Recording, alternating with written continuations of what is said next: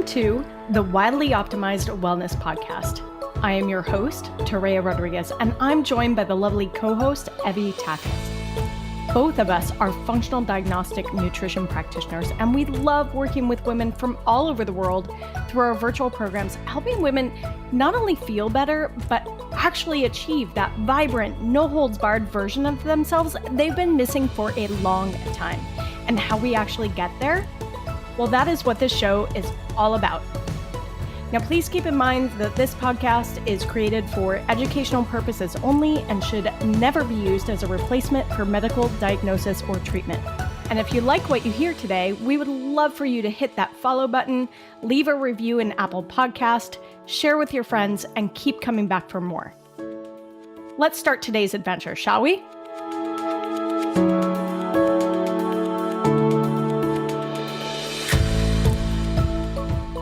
So today we're going to talk about breath and everything that has to do with breath. And this is something that Evie and I have alluded to a number of times in different podcast episodes on parasympathetic nervous system, etc. So we wanted to devote today's conversation to breath and breath work and why it's so important to pay attention to our breath.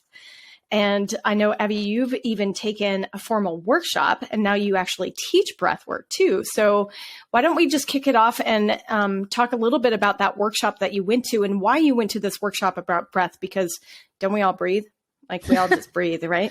Yeah, absolutely. So I shared this in the cold plunge episode because that's really how I, got into it. Is it was part of doing my first cold plunge was part of the breathwork workshop. So in that workshop, we spent 4 hours basically learning how to breathe. And I say learning how to breathe, which sounds funny because people are like, well, I'm breathing all the time. And the difference that I learned is we're actually respirating all the time. That's what our body's doing subconsciously, right? You don't have to think about it, which is really good. We don't want to be thinking like, okay, heart pump. Okay, lungs breathe. Right. So it's nice that our body does that on its own, but so then when we're breathing, we're actually making that conscious effort to do that. And so there's a difference between respirating and breathing. And so again, this is really focusing on the breath work of it, of us being consciously doing that. So that was a really interesting workshop. It forced me to think about things in a different way. And I knew that breath work, really the only base that I had on breathwork was like the Wim Hof method, which, I know who he is. I know why people do it. I figured there's a lot of benefits, but I hadn't gone any further than that. And so this was not Wim Hof that I learned. I actually don't do anything Wim Hof related. I mean, I'm sure there's similar things, but it's not specific to Wim Hof. Interesting to me because the cold plunges are often associated with Wim Hof. Yet you went to a cold plunge and breathwork workshop, but it wasn't necessarily Wim Hof. Exactly. So that was interesting. Yeah. And I think part of that was also because the person that led it is a neuromuscular therapist. And so he's looking at it from like moving bodies and not just like breathing. He's looking at it from different areas. And so, what I learned is there's 3 legs to breathing. There's a physiological leg, which is vasodilation, right? It's really focusing on that. So increasing circulation of blood to move throughout the body. There is the psychological aspect of breathing, which that's more of a mental, emotional state. So when we learn to breathe properly, we can get our body into a relaxed state. We can calm ourselves down. We can reduce stress. And there's the physical part of breathing. So breathing properly can really change the way that your body moves.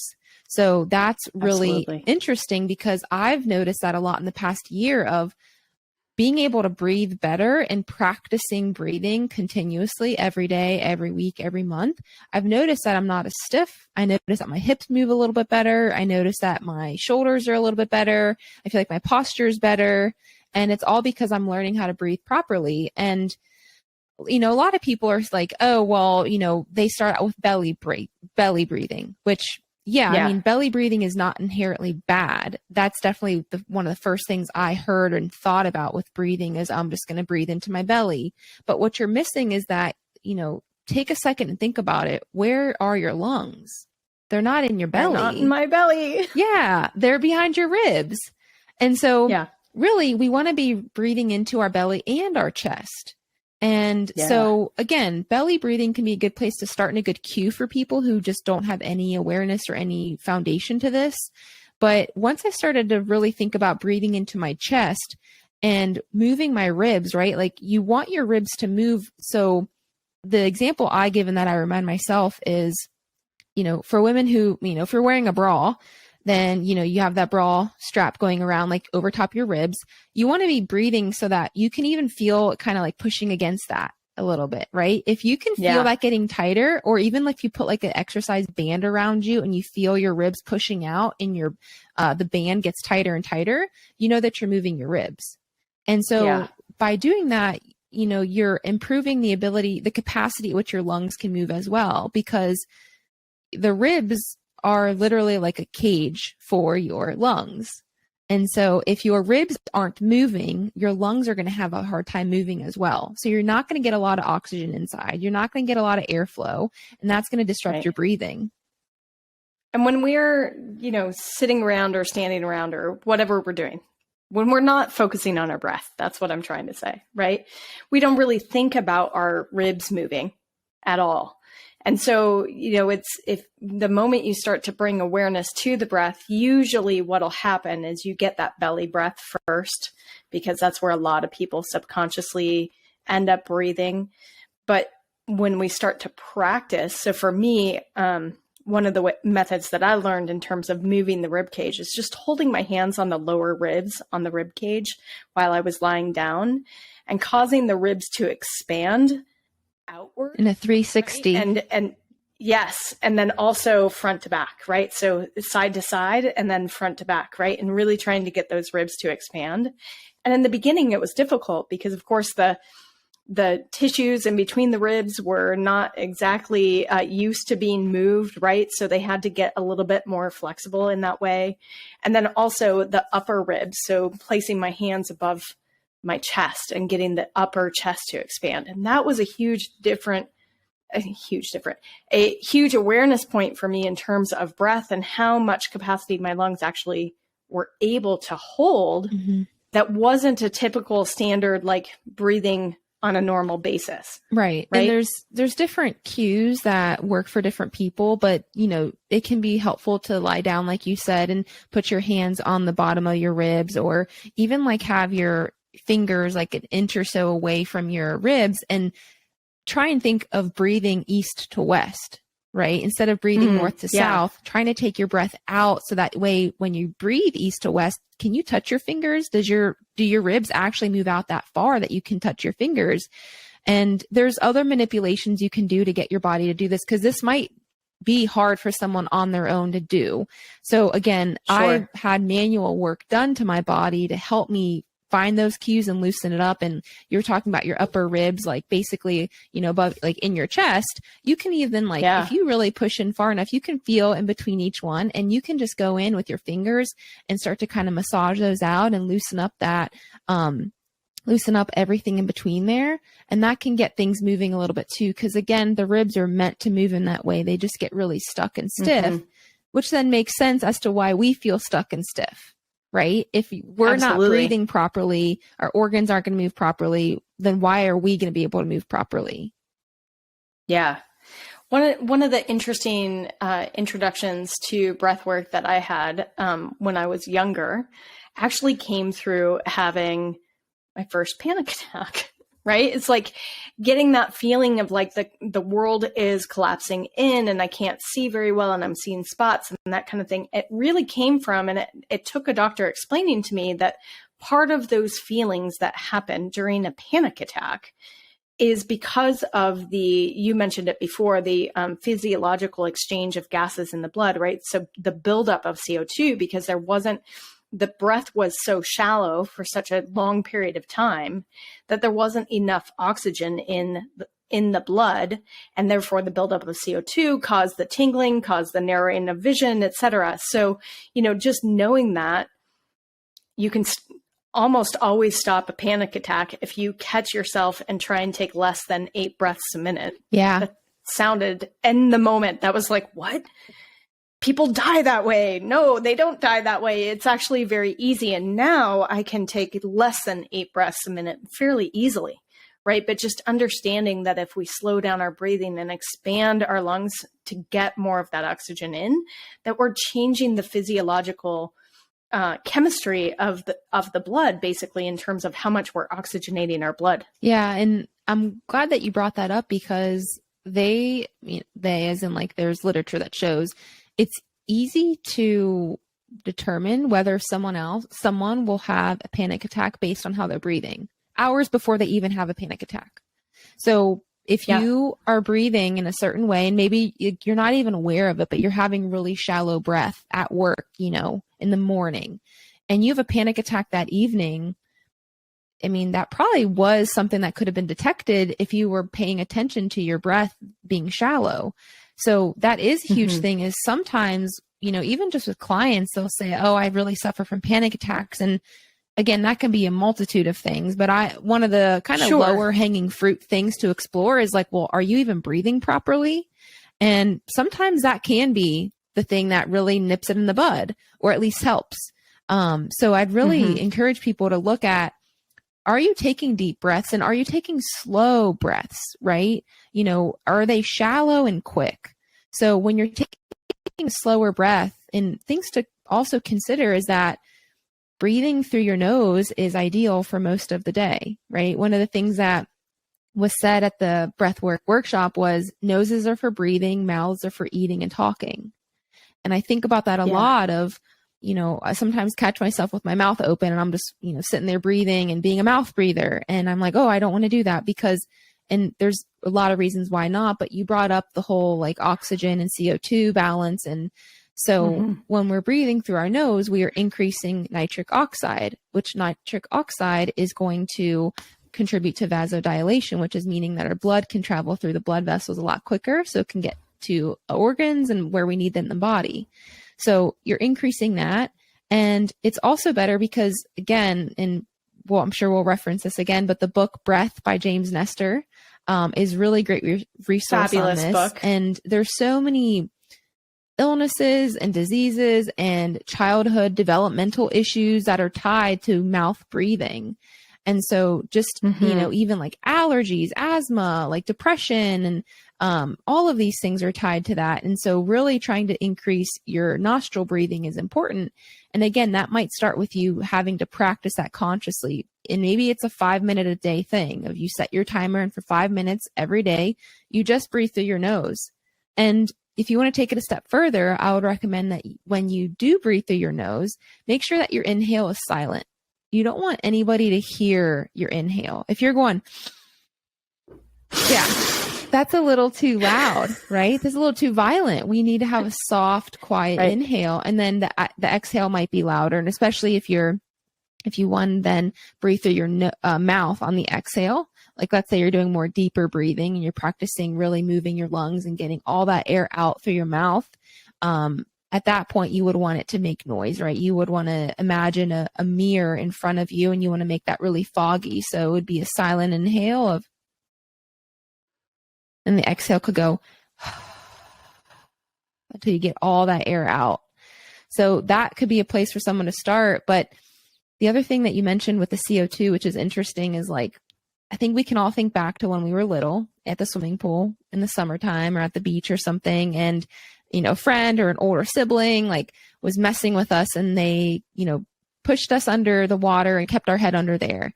And at some point you start to freak out and you're like, oh my gosh, I can't breathe. I don't have any air. Oh my gosh. It's terrifying. Well, that's because we don't have a great tolerance to CO2.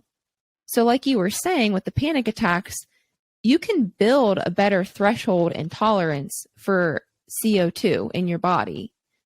Absolutely. And you can do that through different breathing techniques. Like one of my favorite ones for that is called apnea breathing, which is a ratio breathing. I was just going to say, apnea breathing is exactly what this is designed to do, is help, build your body's tolerance to CO2. And they use it specifically for free diving technique is when I think most people use it, but I also know several different fitness instructors who will teach apnea breathing. And I believe some of Wim Hof's method is also based on apnea breathing, but explain it for us. What is apnea breathing? So apnea breathing is ratio breathing, and there's different ratios, but the simplest and best one to start with is a 1-to-1 ratio. So again, the goal is to build your tolerance to CO2. So when you are holding your breath, you're testing your body's ability to handle having that much CO2 in it. So instead of like wanting to rush and exhale because you can't tolerate all that CO2, you want to build that up so that way, if you do have someone hold your head underwater, it's not going to be a thing because you can hold your breath and it doesn't bother you and you don't panic. So for a 1-to-1 ratio, you could start with a 4-second inhale. Again, it'd be silent. And then you would pause for 8. And then you would exhale for 4 seconds. So it's the 1-to-1 ratio. And maybe 4 seconds is too easy. So then you would go in with, you would inhale for 5 seconds. That means you would hold for 10 seconds. And then you would exhale for 5. So again, there's all different types of ratios when it comes to apnea breathing, but that one is a really good place to start, especially if you don't have a lot of experience with apnea breathing. And you'd be amazed at how quick you can at how long you can hold your breath and how quickly you can get to that point when you start doing it this way. And again, you know, I've been in rooms with people who are practicing this and they get kind of freaked out of like, I can't hold my breath for 8 seconds, or I felt like I was going to faint, or that was too much. And I just remind them, like, you're in a safe room, you're sitting on the floor, someone is there, like nothing is going to happen to you, because guess what? If it gets to be too much, all you know is that, hey, I can exhale right now and I'll feel better. You know, like you don't have to force yourself to do it to the point where it's going to be like medically dangerous for you to do that. But it's also good awareness of like, if I have trouble holding my breath for 8 seconds, like I've got some work to do. So maybe you start with 6 seconds or whatever, but it's definitely, again, important for us to learn to tolerate CO2, because 1, you never know when you're going to need to hold your breath. And 2, if you are forced to hold your breath for some reason, or you want to slow down your breaths, like you said, you can breathe less than 8 breaths in a minute. That means that you need to really be able to tolerate CO2 and to have slower breaths. Which, I was working with a movement trainer a number of years ago, and one of the things that we worked on was apnea breath. And the intention was to be able to hold your breath for a longer period of time. And, you know, when we started out, the instructor was like, okay, so who here can hold their breath for 2 minutes? And like, nobody's raising their hand, right? So crickets. And what was really fascinating is we used that same ratio type breathing for like 5 minutes. We would just do it for 5 minutes. And then at the end of the 5 minutes, or maybe it was 3, it doesn't even have to be that long, but at the end of the period of time where we were doing the ratio breathing, we would then inhale a full lung of air and then exhale the full lung of air and then hold that for as long as we could. And I was shocked to find that when we tried to do the exhale piece and hold our breath for a longer period of time without doing that ratio breathing ahead of time, I could maybe hold my breath for 15, 20 seconds, maybe, right? But then after doing that ratio breathing, 1 minute became very easy. And so then it became a challenge each time we practiced to try and see how long you could hold your breath after that. And I think I've gotten up to like maybe 1 minute, 40 seconds. But for me, that's a very long time of being able to hold my breath. But it's amazing that we can use these very simple techniques, and using them intentionally and repeatedly can change our body's ability to do something so quickly. That was just what blew my mind. And again, you can actually start by testing this. I can't remember the specifics, so off the top of my head, but there's the Bolt test and the CO2 tolerance test. They're essentially the same. And what you want to do is you want to take a few inhales and exhales normally, get a regulated breath going. And then on your final inhale, you're going to inhale. And then on the exhale, you're going to exhale all the way until you get all the air out. And then you want to start a timer. And you want to see how long you can hold your breath before you take another inhale. And that's a good starting point of where you are. And then after, weeks and maybe months of doing breath work, you can retest again and see how long can I wait until I take another breath? So that's a really cool way to track progress with this. Cause I know sometimes there are some people who are like, well, how would I even know that I'm getting better? Well, that's a way that you could track it, is using the CO2 tolerance test or the BOLT test. And you could really see, like, does that improve at all in any way? But yeah, it's been really interesting to see the differences, and again, to feel the difference, because when you were saying that you can take less than 8 breaths per minute, that's actually really impressive, because ideally where, they say we should be is taking 5.5 breaths a minute, which I mean, and you and I wear Oura rings, so we get to see what our respiratory rate is overnight and all that. And I see them from clients, and not many people are near that. Most people are above 10 for sure. No. Maybe even into like close to 20s. You're taking 20 breaths per minute. Yeah. And the ideal for humans is 5.5. We are breathing so quickly. That's close to hyperventilation. That's so many breaths per minute. And that's, again, I think why a lot of people are walking around stressed out and on the verge of a panic attack, because you're not breathing deeply. You're not taking long inhales and long exhales.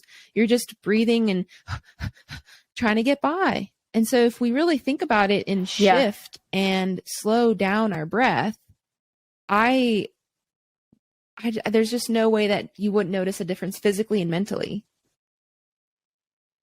Absolutely. Let's talk a little bit about the mental emotional side for breath work.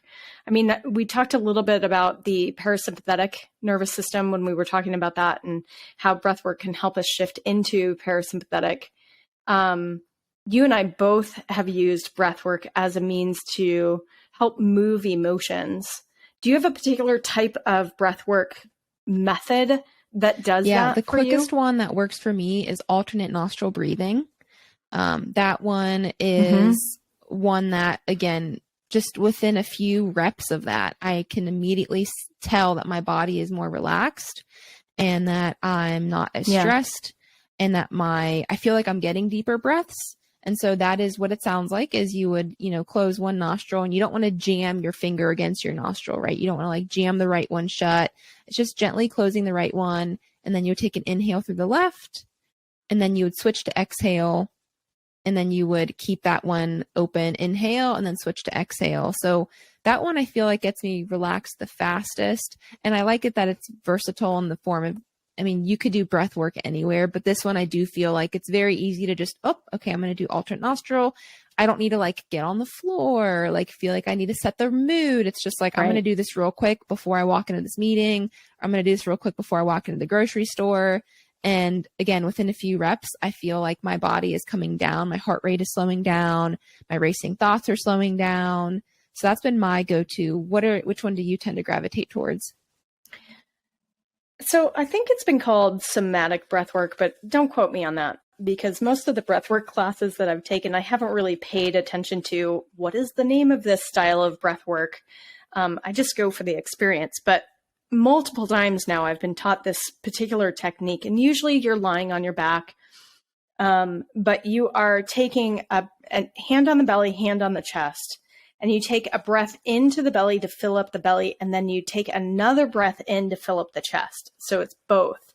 And then you exhale both through the mouth. So both of the inhales are through the nose and the exhale is through the mouth. And you do it rather quickly. So it's like in, out, in, out. And that can be done for anywhere from like 7 to 20 minutes. There are some people that practice this for much longer than that. But that technique has a way of moving emotions out of the body. So when I'm in one of those states where I'm just feeling a little bit agitated or irritable, but I can't quite figure out what it is I'm feeling or what's triggered it or what's going on, I will use just a quick 7 minutes of that type of breath work. And sure enough, just fair warning, like every time I do it, tears come out. Like that's just how it is. But that's the intention, really, is to help me move those emotions out, because it's less about figuring out what started it or identifying what it is. And it's more about the movement of that. And so if I don't have the time or the wherewithal or the situation to go for a intense hike or go for a bike ride or whatever, like I can't go to the gym and lift a ton of weights right now, then I'll do 7 minutes of that, and that will really move the emotion. And we talk about emotion a lot in our health practice because that emotion is tied into the biology and how the biology of the body is actually working too. So they're very tied together. And so this is a technique that both you and I have used, is breathwork to help with the emotional processing of it all, because we know that it has a tie into the biology and it can help somebody heal faster when they can move those emotions out of the body. Yeah. But and that's I think what I've learned. That the more second nature breath work becomes, and the more conscious you are of learning how to breathe and slowing your breath down and taking full breaths, the easier it's going to be for you on a day-to-day basis, so that when something does rev you up, you know, whether that's a work situation or you're stuck in traffic or your spouse looked at you the wrong way, like you're able to, your body already knows, oh, we're getting revved up, we need to do breath work. And so it might slow down. And like, there's times when I feel overwhelmed, and before my brain has even caught up to what my emotions are, you know, manifesting physically as, I notice that, oh, I just took a deep breath. That's interesting. Like, I didn't even realize I needed that. And now I'm like aware of the situation that I'm feeling overwhelmed, and my body is already looking for ways to calm down. So that's been really cool for me to see. Or sometimes I even see that happen, like, my body, it looks like I'm yawning, but I'm not really yawning. My body's just like starving for breath. And so I'll think about it like, have I not been breathing well the past, you know, bit? And is that why my body is like looking for it and yawning? Because I'll do it and I'm like, I'm not even tired. Why am I doing that? And I realize, oh, my body's just looking for a way to get more oxygen in here. Absolutely. It's funny that you mentioned that, because, you know, back when I used to fly for a living, when we were training for noticing hypoxia symptoms in a pilot or crew member or whatever, even passengers, whatever. One of the symptoms is yawning, like sleepiness, right? It's like if we are at an altitude where we're not getting enough oxygen because there isn't enough oxygen in the air, then of course there's that yawning tendency that will happen. And it can happen at sea level at any time for any one of us because we're just not breathing properly, right? So it doesn't necessarily have to mean that it's hypoxia because of altitude. I'm noticing the whole time that we're talking, for those of us who are on video, Evie has a poster behind her. And what does that word it says? Breathe. I've taken it that far. Yes, it does. I like having the reminders everywhere I go. And so admittedly, I have not been as great at practicing breath work, as much as I would like in the last few months, but it's still something that I'm obviously conscious of. And I do a lot of breath work actually within my workouts. So I guess that's not completely true. But when I was redesigning my home office, I knew I wanted something, and I was like, well, if I had to pick a word, what would it be? And it would be breathe, to remind me that really everything begins and ends with breath, and breath is the fastest way to get me back to where I need to be. You know, it's the fastest way to get me back into my body.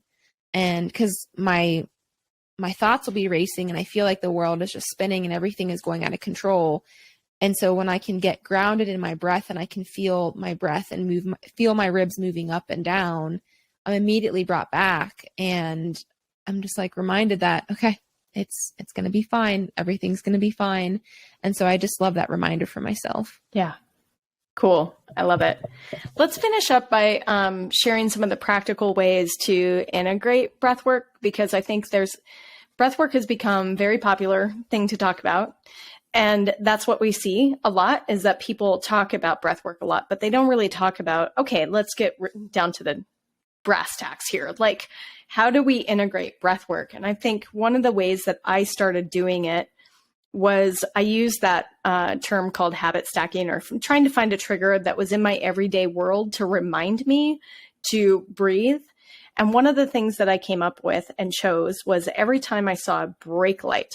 So this was when I was commuting a lot. So kind of broke down during the pandemic, and I wasn't actually in a car that much. But every time I saw a brake light would be my trigger to remind myself to breathe. So every time we were coming up against a stoplight or a stop sign or whatever, and that worked really, really well to integrate it and just assign and decide a trigger every day to be able to remind me to breathe. How have you integrated it? You said you do breath work in your workouts. So how have you integrated so it's it actually into your a part of the workout itself, which is really cool. So some of the warm-ups that I do have to do with taking like 5 to 6 breaths. And so different things to like get my ribs to move a little bit, get my shoulders to open up, get my back to open up, get my neck to move better. So I would do different exercises for that. But when I first learned about breath work after that workshop, I just made the commitment that I'm going to set my timer for 5 minutes every day. And I didn't stick to like, it has to be in the morning or it has to be in the evening. It was just whenever I could do it. And I thought logistically, like 5 minutes is not a long time. We can do a lot of things for 5 minutes. And so I would put on music that I wanted to listen to anyways. And so I would just do some breath work. And that's how I got into it. And then I started to realize, well, this might be better at night. So, but then it's like, well, I'm too tired, or I just want to get to bed. So I would get in bed. And again, with alternate nostril breathing being my favorite, that's easy to do in bed too. So I would just do that while I'm laying down in bed. Mm-hmm. So I've just played around with it a little bit. I'm also just of that person that I think it's easier for me to say, like, I'm going to set a timer and do this now. Like that's what works for me. So, but I also think the trigger that you have is also really helpful too, for people who maybe don't operate in the way of like, I'm going to set aside 5 minutes. But really, regardless of what you do, it doesn't have to be this big, long drawn out thing. And the nice thing about breath work is that it's not a 1-to-1 ratio of I've been stressed for 8 hours, so I have to do 8 hours of breath work. If you were stressed, if you were stressed at work for like, all day long, it was a really crazy, hectic day. You don't have to come home and like only do breath work the rest of the night. You can just do 5 minutes and that might be enough. So I love that. And I remind myself of that too, because if I'm having a really stressful day, I'm like, I can just do 5 minutes of breath work. One of my favorite songs is like almost 5 minutes long anyways. So I'm like, I could just turn that on and just breathe the entire song, and that works. Perfect. So don't let that be something that stops you, is that you think it's going to be this long thing where you need to light the candles, you need to get the yoga mat out, you got to like, it doesn't have to be like that. It can be something in your car before you walk into the house to the kids. It can be something really quick that you do, and it might actually alter the way the rest of the day goes for you. I love that you also started doing it right before sleeping, right? So you climb into bed, you're already lying down. One of the things that that same movement coach taught us how to do, and this was mostly for sleep benefit, actually. So it kind of ties into breath work, but breath work has so many wonderful benefits, and so it can help with your sleep. So one thing to try is you lie down, you're getting ready for bed anyway, and you do 10 breaths of belly breath, and then ribcage breath, and then top of the chest breath. So you're literally putting your hands on those parts of your body and feeling it. I've never been able to get to all 30 breaths. Oh, I believe I'm always out like a light. It's amazing that it just like, it completely triggers a deep relaxation state. And then it's so much easier to fall asleep. So anytime I'm having difficulty with falling asleep, or I forgot to wear my blue light blockers, because, let's be real, sometimes that happens, and I'm a little bit wired up before I fall asleep, I'll do that. So I do the 10, 10, and 10. Yeah. Oh, I believe it. Yeah. I can see why. Because again, once you get into a rhythm, it really is so relaxing. It is. It really is. So cool. If anybody has questions, feel free to write us, DM us, whatever. We're happy to answer some of your questions. We would love it if you would tag us if you're doing some breath work. Yes. That would be super fun. So go ahead and tag us on social media. And of course, if you really enjoy this, or hear somebody or know of somebody who could benefit from some breath work, then please share this episode with them. It really does help us, and it goes a long way to help spreading the word about this podcast. We appreciate you so much, and we'll see you at the next episode. Hey, thanks for joining us for this episode of the Wildly Optimized Wellness Podcast. If you are ready to dig deeper into your health, stop playing the whack-a-symptom game, start testing to get better guidance, you can find more about Toréa at torearodriguez.com, and you can find Evie at holisticallyrestored.com. Want a peek into what it's like to work with us? Come join us at our Optimized Wellness community. You can find the invitation link in the show notes below. And if you have a question for the show, you can submit your question under the podcast section of torearodriguez.com. Finally, if you found something helpful in this episode, don't forget to leave a review, hit that follow button, or share it with a friend. They're going to love that you thought of them. Until next time, see you outside.